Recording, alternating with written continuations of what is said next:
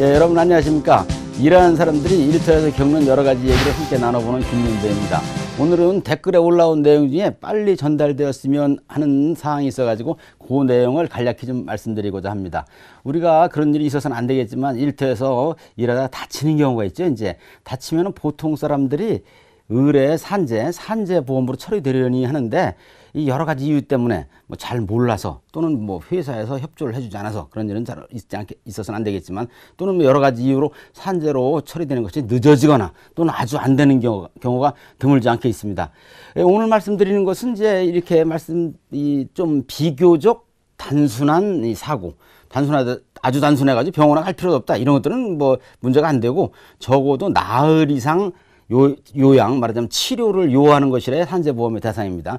그런 거 말고 이제 말하자면 뭐 직업성 암에 걸렸다든지 뭐 일하다가 삐끗해 가서 요통에 걸렸다든지 또는 상사의 괴롭힘 때문에 우울증으로 인해 가지고 뭐 좀 안 좋은 일이 생겼다든지 이런 문제는 이제 사안이 복잡하기 때문에 이제 나중에 시간 있으면 말씀드리도록 하겠습니다. 이렇게 단순하게 다쳐가지고 산재로 쉽게 처리되려면, 큰 문제 없이 처리되려면 우선 첫째 할 일이 이 자신이 사고가 나서 다쳤다는 사실을 객관화, 말하자면 목격자를 확보해 두는 게 제일 좋습니다. 그래서 그 사람의 이름과 전화번호 같은 거, 그리고 목격자가 없다 이런 경우에는 이제 누군가한테 얘기를 좀 해줘야 돼요. 말로 하는 것도 안 하는 것보다 낫지만서도 말로 하면 이제 말이 날아가 버리니까 이왕이면 이제 카톡이나 문자로 내가 이렇게 다쳤노라고 해 두는 게 좋습니다. 이제 두 번째는 가급적이면 바로 응급실로 병원에 가는 게 좋습니다.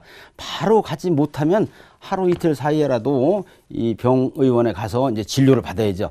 진료를 받으면서 내가 이렇게 일을 하다가 저렇게 어디를 다쳤다 이런 내용을 의사에게 이제 설명을 할 거 아니겠습니까? 이제 설명을 하고 진료를 본 다음에 나오면서 그냥 나올 게 아니고 이 반드시 초진 기록지라는 것을 받아둬야 여러모로 좋습니다.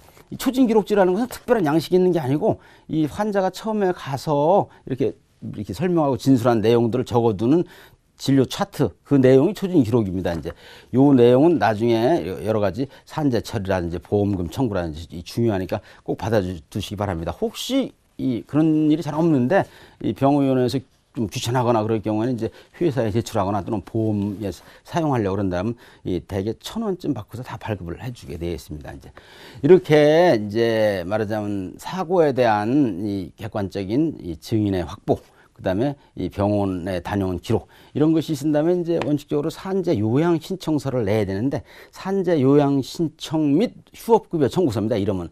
근데 그 내용들이 다소 좀 복잡하게 되어 있는데, 가장 중요한 내용들은 거기에 이제 재해 발생 경위라고 해가지고 그 내용을 육하원칙에 쓰게 되어 있는 게 있어요. 그 내용을 잘 써서 내야 됩니다. 그리고 예전에 이제 사업주 확인란이라는 게 있었는데 그게 없어졌으니까 그냥 내도 됩니다. 원래 이제 사업주 확인이 있어가지고 재해가 발생했으면 우리 회사에서 앞으로 발생하지 않으면 어떻게 해야겠구나 이런 것들 때문에 있었는데 지금은 여러 가지 이유 때문에 없어졌습니다. 아무튼 재해 발생 경위를 일목요연하게 아시는 것 그대로 써가지고 내면 됩니다. 거기에 이제 뭐 산재보험 성리 번호니 여러 가지들이 있는데 그런 건 모르면 안 써도 됩니다. 그래가지고 이제 본인이 직접 못 쓰면은 뭐 구술로 해주고 누가 대리인이 써도 됩니다. 이제 그래가지고 근로복지공단에 내면 거기서 본인 그리고 회사에 연락해서 그 후에 절차는 처리가 됩니다. 혹시 이런 노무사나 변호사나 이런 대리인들한테 의뢰할 경우에는 조금 유의할 점이 있는데 이분들이 되게 바쁘기 때문에 이 일 처리를 좀 천연할 때가 있어요. 그럴 경우에는 좀 체근을 해야 됩니다. 이런 점을 좀 유의해 두시면 되겠습니다.